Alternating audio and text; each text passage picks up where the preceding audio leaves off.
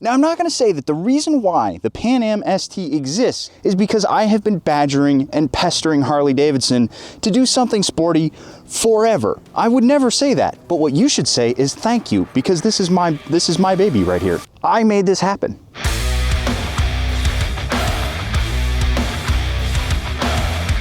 So back when I reviewed the Pan America, I called it Harley's F*** you motorcycle. Watch your profanity. That's a bike that a manufacturer makes when everyone out in the world is busy giving them noogies and calling the bikes they make vibrators for dentists. As it turns out, sometimes negative reinforcement does work. Harley turned to the world and said, "F*** you, we can make some really cool bikes," and then they did. The Pan Am was a paradigm shift for the company, an adventure bike launching into A, an insanely crowded market, and B, into an insanely competitive market. If you don't come correct with all of the features everybody's expecting, they're gonna laugh at you, push you down the stairs, and take your lunch money.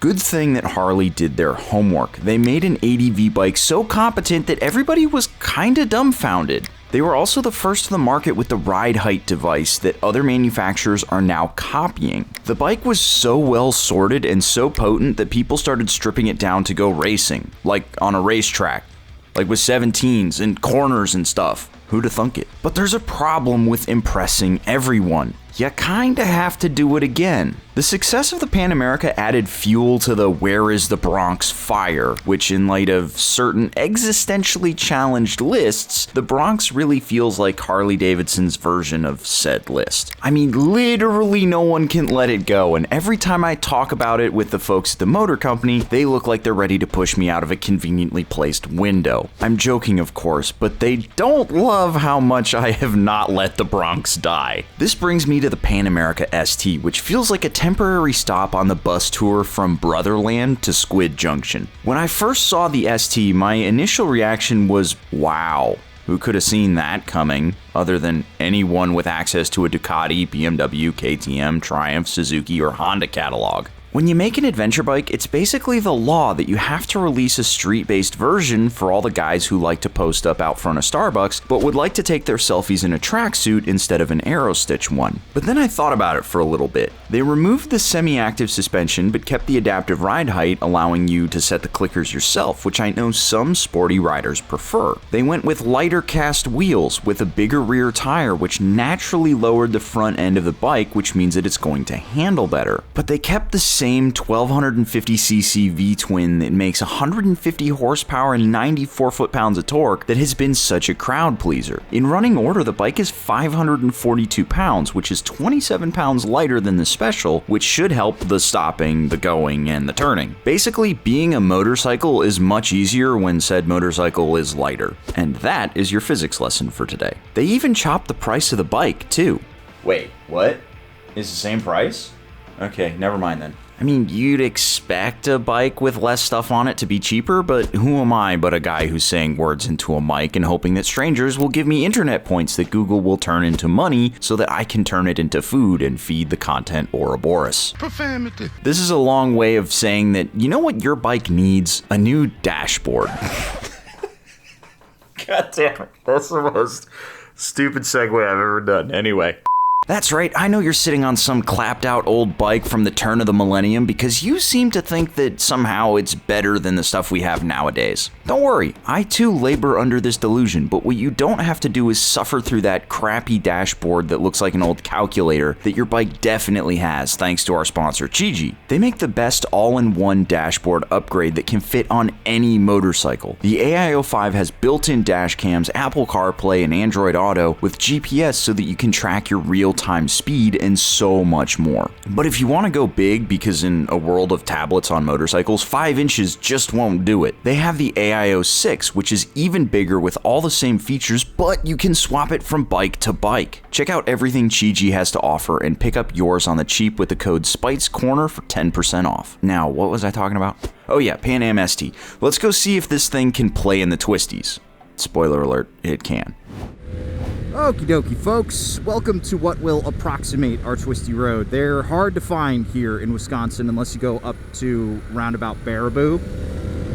Then there's some really good stuff, but that's over by Madison. And we're already like 45 minutes outside of Milwaukee. So this right here is going to be our Twisty Road segment. Now, don't worry that this isn't as twisty as the stuff that you see around you. I know that there's a lot of that out there, but I have had this in some pretty good sweepers and stuff. I've been playing around with it wherever I can, and I can say without a doubt that the ST handles infinitely better than the base model Pan America. And it's one of those things too, you're gonna hear me mention it again, this bike doesn't have the steering stabilizer. That's one that's sitting right there on the triple tree for you on the base model. Base model, it's the special. It's right there, and you don't have that on this bike. You'd think that somehow that would make the steering a little bit more wibbly wobbly, but nope. Another thing that this bike does not have that the special does is the semi-active suspension that's got all the like different programmable ride modes and stuff. So you're not 100% sure what the settings are unless you go down to the clickers, right? These are just the factory settings, and it feels great.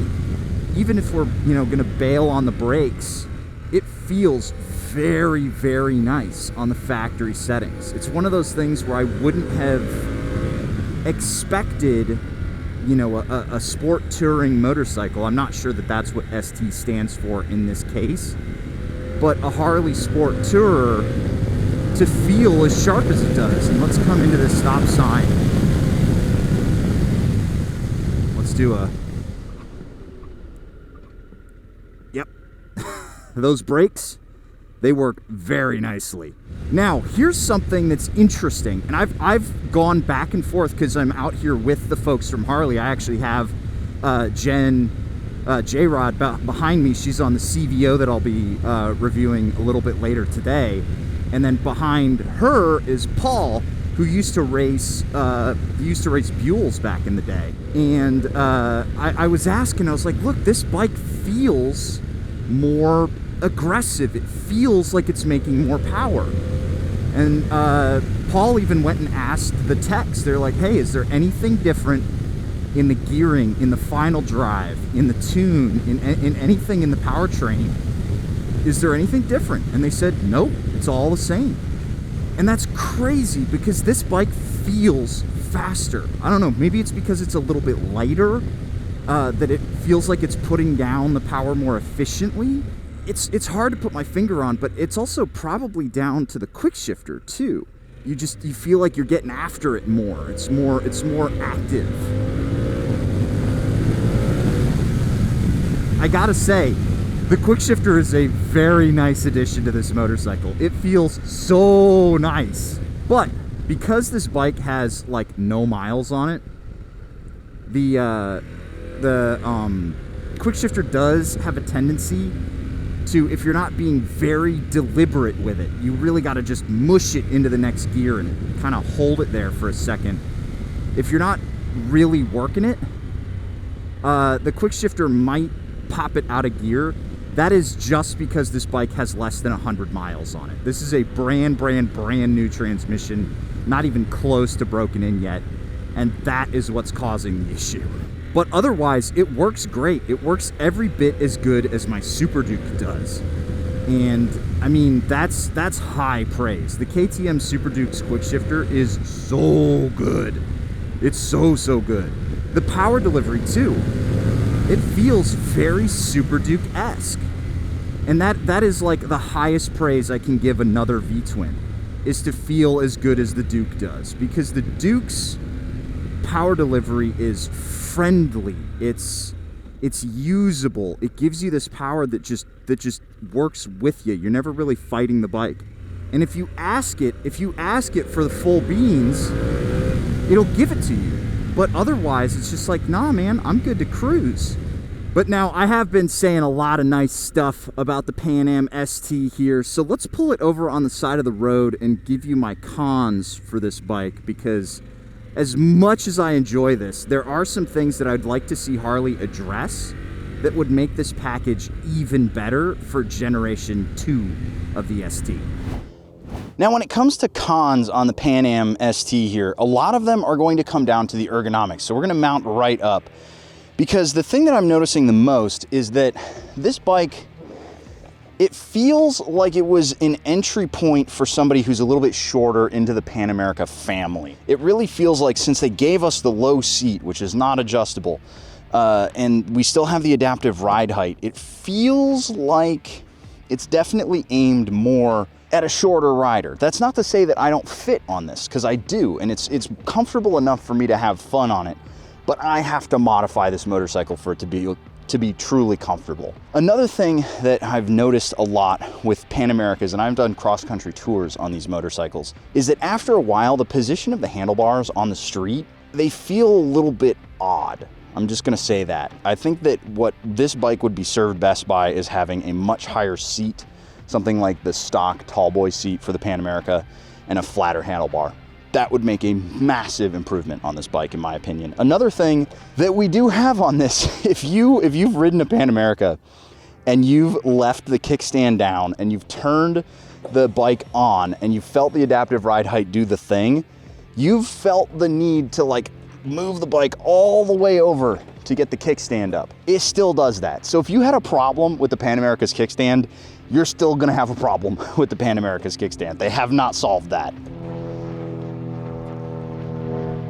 I have no clue how you fix it. I really don't. I think that that's just going to be one of those inherent quirks to this bike forever, is the kickstand's always gonna be a little bit funny, unless they get rid of the adaptive ride height, which is one of the things that is unique to this motorcycle. It's one of its calling cards. Everybody's copying Harley Davidson and adding adaptive ride height to their big, tall motorcycles now, because it started here. Buddy, I'm working here. Can you go like over there? We sure do know that whatever biplane or airplane that is can turn left. This is his third lap, seriously. Come on now.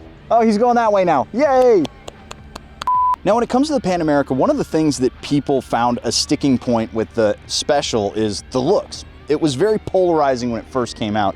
Even I didn't get it. It took me a while. I had to see it in person, and once I did, I started to get the vibes. Now it's even more svelte and aggressive looking. It's got that sort of more sporty stance. It's tilted forward. It feels like an aggressive motorcycle, and I think it looks great with all of this front end trimmed down. One thing I do want to mention real quick, I forgot about this while I was filming the stand-up shot, but now that I'm doing B-roll, jogged loose in my memory. This is the Billiard Gray. Petridge Farm remembers when gray was primer colors. I really do wish that Vivid Black was still the base model colorway for these Harleys. It used to be Gunship Gray again. It looks like primer. The red is so good on this bike.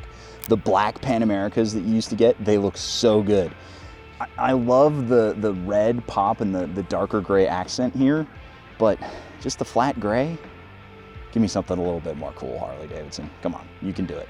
I'm noticing a lot of spots where they took stuff off the Special to strip it down for the ST here. For example, we don't have those hand guards, which were like, they annoyed me to no end because they would just like pop off. I've had them try to explain this to me like 1,000 times, why they don't just have like bark busters, like a normal adventure bike.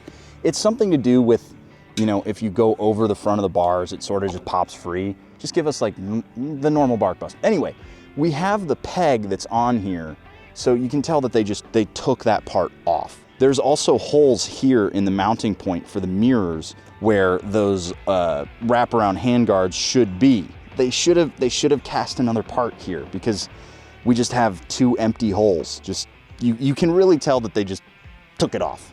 Another thing that they took off was the steering damper. Do I miss it?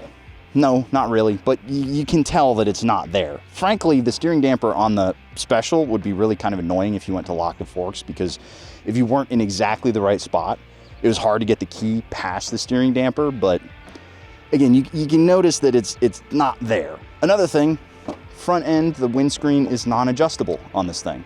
It's just those little corners that you can tell were cut to remove and separate the skews on this bike. I feel like in some ways that's fine. Like again, the handlebars, the handguards, do I really care? No. The adjustable windscreen, that does feel like something that you might want on this thing. I really feel like there's a spot on a Harley dealership for a Pan America that has been totally stripped back. Something that is where they took this tail end and they hit it with the shrink ray, and they got rid of all of these bag mounting points. They tightened this up a little bit. Maybe, I don't know if they could do anything with the exhaust. That would be a lot of R&D and stuff. But anyway, just shrink up the ass end of this motorcycle a little bit. That's where something like this Street Fighter kit really comes in handy, because that takes all of the big bulky stuff off this bike, cuts it down, and makes it feel kind of like it should be. But again, I'm coming at this from the guy who saw the Bronx and really desperately still wants it. So that's where I'm coming from. If you're the guy who wants to put bags on this and just go hit the highway, this is what you want. You want all this stuff. But beyond that, this is basically the same Pan America that we knew and loved from the Special, just with the 17-inch rims and a few changes to the suspension here and there. This is still a phenomenal motorcycle, especially in the Twisties, but let's get it out on the highway and see how it shakes down. Alrighty, so out here on the mean Milwaukee streets on the highway, the Pan Am ST is basically exactly as good as the old Pan America was. With the sole exception of it feels like I'm fighting the front end a little bit less going over bumps. That front end on the first Pan America, it definitely felt like at speed, there was a little bit of an instability, like it actually really wanted to have that steering stabilizer. So the fact that we don't have one here, it feels more like that is making up for the bigger front end and perhaps the Anarchy Wilds that you can put on that bike. Whereas here, it doesn't need it. Oh, there's the PDC, by the way, in case you're curious. That is where the products are developed, hence the name Product Development Center. But yeah, this bike on the highway, it's a little bit more, it's a little bit smoother, it's a little bit more refined than the Pan Am Special is. I think it really is down to the fact that this front end is nosed down just a little bit. The suspension is shorter, and the wheels, the 17-inch rims work better on the street than the 19 does. Power-wise, though, I mean, we've got plenty to work with. I'm still in my A mode, which is no engine braking and all power. All balls with the exception of engine braking. And honestly, it's actually really nice, because when you roll off, say that Nissan in front of me, it just slows down. And I don't want that like amazing amount of V-twin engine braking that you get, where it kind of just like throws you over the handlebars. That's something I wish that my Duke would do, is allow me to tailor the engine braking. This feels a lot smoother, a lot more predictable versus like the max engine braking setting, which is just whenever you roll off the throttle. Now, in terms of wind protection, like I said, that windscreen is not adjustable. But it's far enough in front of you that by the time it's hitting you in the forehead, right? And the helmets that you're gonna wear on this are different than on the Pan Am Special. You're not gonna have a peak, most likely. So it's actually, you're sitting in really clean air. Now, if I was on the taller seat and I was up here, that's a slightly different story. It's hitting me kind of in the face, but it doesn't bother me so much. This is enough wind protection for me to be on this bike all day and be comfortable. The only thing I notice, really, there's two problems, and I mentioned it before in the ergos. It's the low seat and it's the handlebars. If I solve for both of those issues, this bike is infinitely more comfortable. And like I said, I am still getting over this shoulder injury, so I moved the handlebars to the side, and that made a big difference. But I can say, having done cross country on these bars, it's a little bit more fatiguing than you'd think. I really like the idea of this bike with a taller seat and lower bars. That would pull you more forward, a little bit more into the wind, but you're less like couched out back here with your arms straight. I always find that when I do that, my hands go to sleep after a long time. But that'd be a super simple fix. That gives me an opportunity, though, to put this bike back on some country roads and answer the question, do I think that the Pan Am ST-A needed to exist, and B, does it open up some opportunities for Harley to start doing some weirder stuff? So, is this the bike that I wanted from Harley Davidson all along? Maybe? Because what it really feels like we have here is the first iteration of a Pan America that is a blank slate.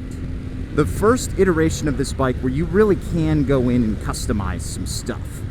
You know, I've seen these, I mentioned it before, but these kits that allow you to just strip these bikes down and turn them into a street fighter. That is such a cool concept. It's such a cool concept. And I've seen what my buddy Dylan can do on his. I mean, he was racing it this weekend. He blew a hole in his exhaust, but he was racing it this weekend, and that blows my mind. Seeing the Saddleman factory supported race Pan America is so cool. The fact that they are just like, yeah, let's go have some fun with this thing. It really does feel like there's a vibe shift happening. Now, this is me reading the tea leaves. Paul, who's over my shoulder back there, is probably going to be listening to this and be like, oh my God, this guy won't shut the fuck up about sport bikes. God damn it. We're Harley Davidson, man. What do you want? We gave you the ST. Are you not entertained? But it really does feel like this is that slow vibe shift that we're seeing to acknowledge the more sporting aspect of Harley. And I love that. I absolutely love that. And I would encourage them to just do it more. Just embrace it, man. Go for it. Because we got this guy on his big old Harley here, and that Harley is not going away. Just because you acknowledge the sporting aspect does not mean that you're going to get away from your heritage, you know? And honestly, embracing racing is embracing their heritage, because Harley's been racing forever. So it's really cool to see them do it again, but I want to see them take it to the next level. Just take that next step. It feels like Harley Davidson is slowly taking these steps into becoming a more full-line manufacturer. And I want to see that. And it feels like this is that first step. Now, let's talk about, I mentioned it before again, but we got to talk about the price. This bike needs to be cheaper. I'm sorry. We needed cheaper entry into the Pan America. Given the fact that there's a lot of stuff on here that's left over from the special, the knobs for the hand guards, the mounts for the hand guards, give me a version without any of this stuff. Just put like the cheapest bar end weight you can possibly find on there, and then, you know, give me a flatter bar, get rid of the windscreen, just give me like a little thing. Strip it down, take away the adaptive ride height device. Just hell, even throw non-adjustable suspension in there. Give us a way to get into this bike, this power plant, for less cash. So the Pan Am ST is a step in the right direction, but it's not the final destination. And again, it just feels like the ST here is the first step in the right direction. That we've seen since the Pan Am ST Pan Am Special came out. This is them acknowledging that next segment, and they're doing it elsewhere too. The Nightster is $10,000, and that is a great motorcycle at $10,000. So we're seeing more and more of these flashes of Harley doing what I want, what I think the younger crowd wants, and that is awesome. That's awesome. And that's what I get away more like the Pan America. We knew this was going to be a great bike, right? We knew it was going to be good because the Pan America is good. So it's the stuff around it that this makes me excited for. And again, I look at Harley Davidson very differently than I look at other companies, just because I know what they're capable of, and I know how passionate these people are. So let me know your thoughts on all of this down in the comments below, and hopefully you enjoyed this. A huge shout out to the folks at Harley Davidson for bringing me out to dairy and corn country, the land of corn syrup and ice cream, to ride bikes in their backyard. And I'll catch you guys in the next one. See you later.